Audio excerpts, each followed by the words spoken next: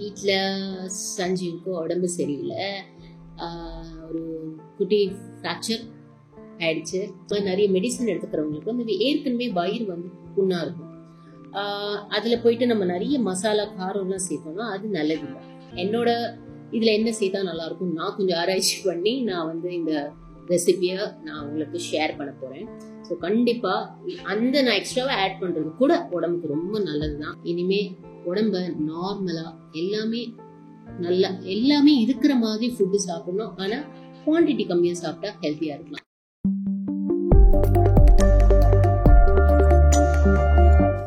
Hi all, எல்லாரும் எப்படி இருக்கீங்க? ரொம்ப நாள் ஆச்சு வீடியோ. இது ஐ திங்க் ஒரு வீடியோக்கும் சொல்கிறேன்னு நினைக்கிறேன். அந்த அளவுக்கு நான் இரெகுலர் ஆகிட்டேன். பட் ஆனால் என்னன்னா தெர் இஸ் ரீசன் இல்லையா. ஸோ கொஞ்சம் வீட்டில் சஞ்சீவுக்கு உடம்பு சரியில்லை, ஒரு குட்டி ஃப்ராக்சர் ஆயிடுச்சு. அன்எக்ஸ்பெக்டட் தான், ரொம்ப அன்எக்ஸ்பெக்டட். பட் அதில் ஒரு என்னன்னா காட் நம்மளுக்கு எப்போவுமே நம்மளுக்கு ஒரு பாடம் சொல்லுவாங்கள்ல.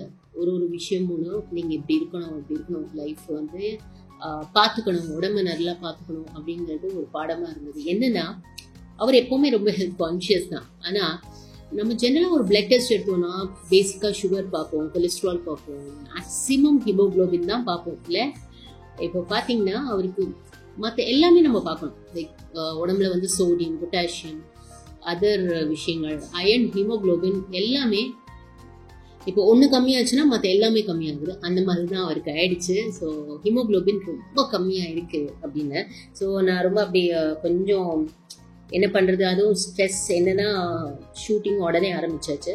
ஸோ என்னோடய ஃப்ரெண்ட் ஒருத்தங்க எனக்கு சாப்பாட்டில் அஃப்கோர்ஸ் நம்ம வந்து டேப்லெட்ஸ், மெடிசன்ஸ், டாக்டர்ஸ் கொடுக்குறதெல்லாம் எடுத்துக்கிறோம். பட் சாப்பாட்டில் என்ன பண்ணலான்னா இந்த சுரோட்டி, கரெக்டாக தான் ப்ரொனவுன்ஸ் பண்ணுறேன்னு நினைக்கிறேன். இந்த சுரோட்டியோட அதாவது ஒரு ஆடோட பார்ட்ஸ் இருக்கு இல்லையா. இப்போது பார்த்தீங்கன்னா பிரெயின் இருக்கும், தலைக்கறி இருக்கும், அதே மாதிரி இந்த மாதிரி சுரோட்டி இதெல்லாம் இருக்கு இல்லையா.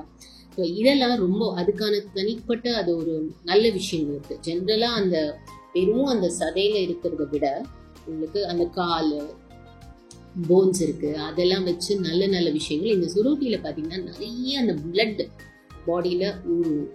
அண்ட் டக்குன்னு உங்களுக்கு அந்த ஹீமோக்ளோபின் லெவலை ஏற்றி கொடுக்கும் அப்படின்னு அவங்க எனக்கு சொன்னாங்க. அவங்க வேற யாரும் இல்லை, என் ஃப்ரெண்டோட ஃப்ரெண்ட். ஆக்சுவலி ஃபேமிலி ஃப்ரெண்ட்ஸ் தான் எல்லாருமே. இன்ஃபேக்ட் ஒரு ஃபியூ இயர்ஸ் பிஃபோர் அவங்க கிட்ட பர்த்டே கேக்லாம் வாங்கியிருக்கேன். அவங்க வந்து இன்ஸ்டாவில் ரொம்பவே ஃபேமஸ், விஜயலக்ஷ்மி இல்லை, விஜி ஷெரான் அப்படின்ட்டு, ஷெரான் சமையல் வித் ஷெரான்னு இன்ஸ்டாகிராமில் இருக்குது, நீங்கள் போய் பார்க்கலாம். அவங்க தான் இந்த ரெசிபி எனக்கு சொன்னாங்க.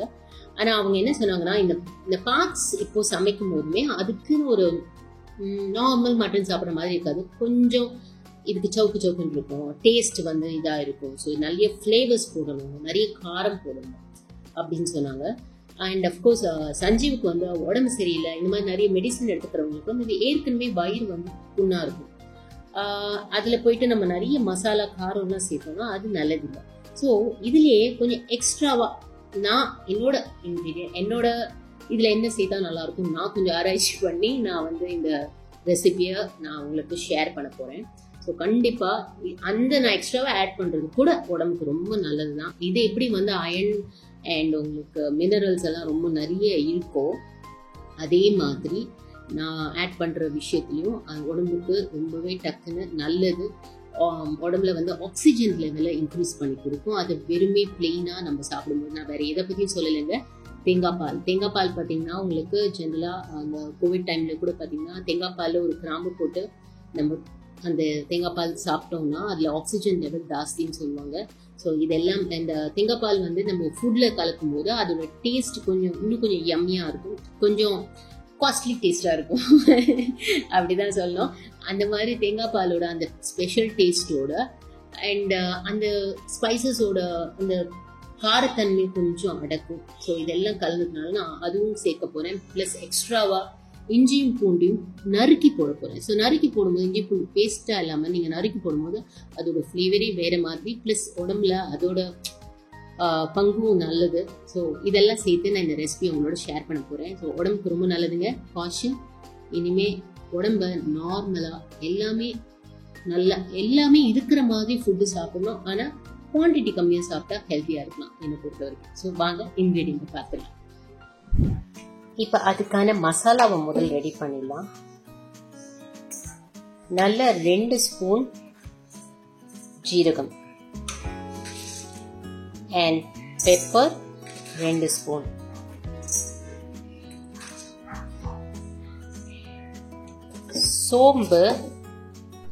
சோம்பு 1 ஸ்பூன் போட்டுக்கோங்க.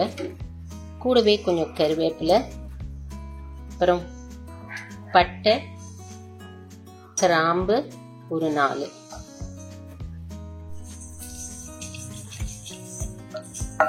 இதை நல்லா ட்ரை ரோஸ்ட் பண்ணிக்கோங்க.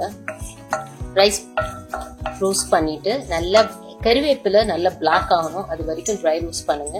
அந்த ஸ்மெல் உங்களுக்கே தெரியும், நல்ல தூக்கலாக வரும். அதுக்கப்புறம் இதை அரைச்சி எடுத்துக்கலாம்.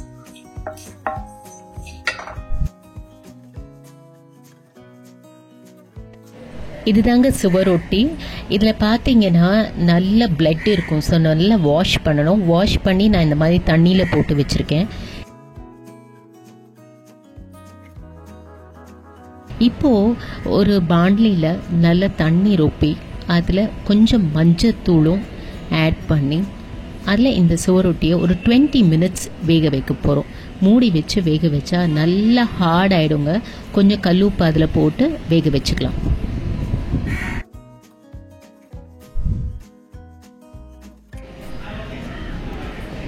இப்போ பாருங்கள் நல்லா ஹார்ட் ஆயிடுச்சு. ஸோ இந்த மாதிரி ஸ்கொயராக கட் பண்ணி நம்ம பண்ணுற அந்த ஃப்ரைக்கு ரெடி பண்ணி வச்சுக்கலாம்.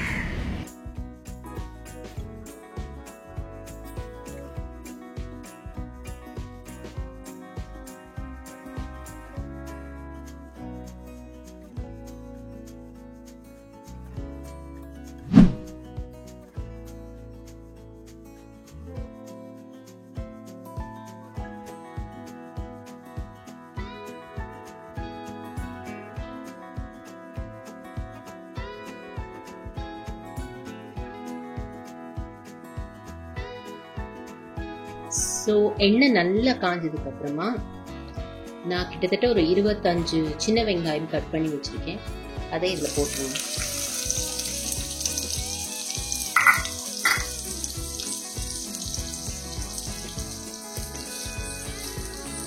கூடவே ஒரு கொத்து கருவேப்பிலை நல்லா பிச்சு போட்டுக்கோங்க இது கையில்.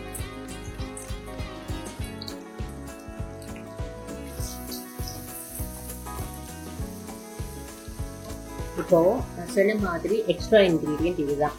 இஞ்சி பூண்டை நான் இந்த மாதிரி பல்லா கட் பண்ணி வச்சிருக்கேன். கிட்டத்தட்ட ஒரு 5 பூண்டு அண்ட் அதுக்கு ஈக்குவல் குவான்டிட்டி இஞ்சி. ஸோ தட் உங்களுக்கு அந்த எசன்ஸ் வந்து நல்லா இறங்கும். ஸோ பாயிலிங் தென்படும் போது அது கடிச்சு சாப்பிடும் போது ரொம்ப நல்லது. ஸோ இது நல்லா வதங்கணும். இப்போ இது நல்ல கோல்டன் ஃப்ரை ஆயாச்சு. அது வந்து கோல்டன் கலர் டிரான்ஸ்லூசன்ட் ஆயாச்சு. ஸோ இந்த நேரத்தில் 1 டீஸ்பூன் இஞ்சி பூண்டு பேஸ்ட், ஜஸ்ட் தட் கோட்டாய் வறுத்துக்கு, உங்களுக்கு அந்த பீசஸ்லாம் கோட்டாய் வறுத்துக்கு இந்த இஞ்சி பூண்டு பேஸ்ட்.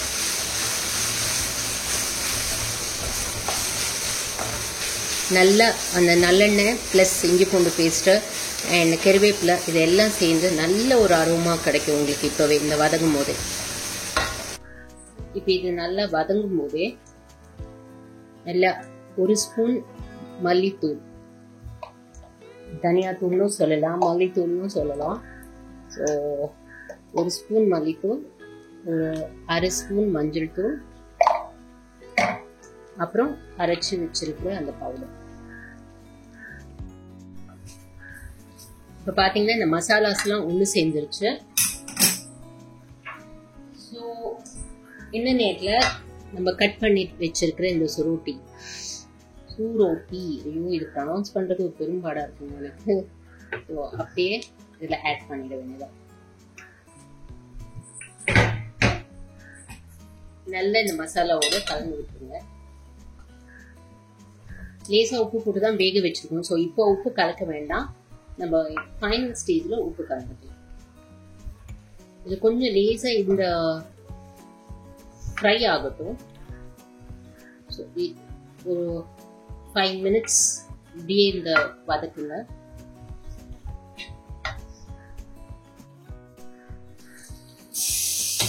இங்க பாத்தீங்கன்னா நல்ல எண்ணெய் வெளியில வர அளவுக்கு ஒரு ஃப்ரை கன்சிஸ்டன்சி இருக்கு. ஸோ இது நல்ல சாஃப்ட் ஆயிடுச்சு பாருங்க. திக்கா இருந்தது வந்து நீங்க இந்த டைம்ல பாத்தீங்கன்னா சாஃப்ட் ஆயிடும். ஸோ இதுல இப்ப தண்ணி போட்டு வேகிறதுக்கு பதில் கொஞ்சம் இவ்வளவு மசாலா போட்டுக்கோம் இல்லையா. தேங்காய் பால் வந்து 1/2 கிளாஸ், தண்ணிக்கு பதில் 1/2 கிளாஸ் தேங்காய் பால் விட்டு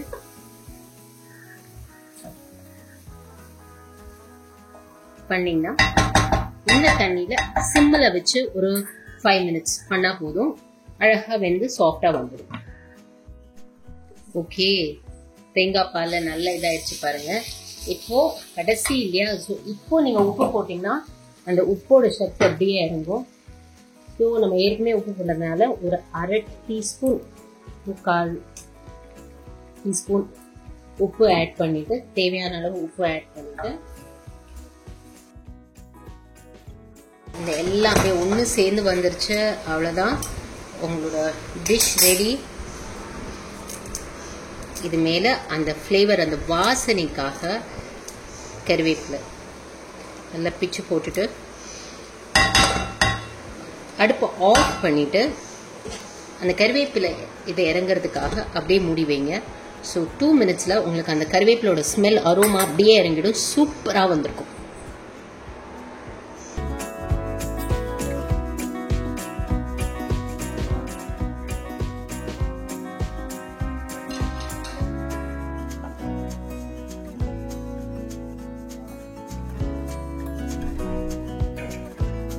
ஸோ பார்த்தீங்கல்ல, ஆக்சுவலாக ஈஸின்னு சொல்ல முடியாது, ஹேண்ட்லிங் பண்ணுறது கொஞ்சம் கஷ்டம்தான். பட் ஹேண்ட்லிங் பண்ணிட்டா ரொம்ப டேஸ்டாக வரும். அண்ட் ரொம்ப ஹெல்தி, ரொம்ப ரொம்ப ஹெல்தி. நான்வெஜ் பிரியமாக சாப்பிட்றவங்களுக்கு இது வந்து நாக்குக்கு சுவையாகவும் இருக்கும், ப்ளஸ் உடம்புக்கும் ரொம்ப நல்லது. இதே மாதிரி நல்லெண்ணெய் விட்டு அழகாக சமைச்சு பாருங்க.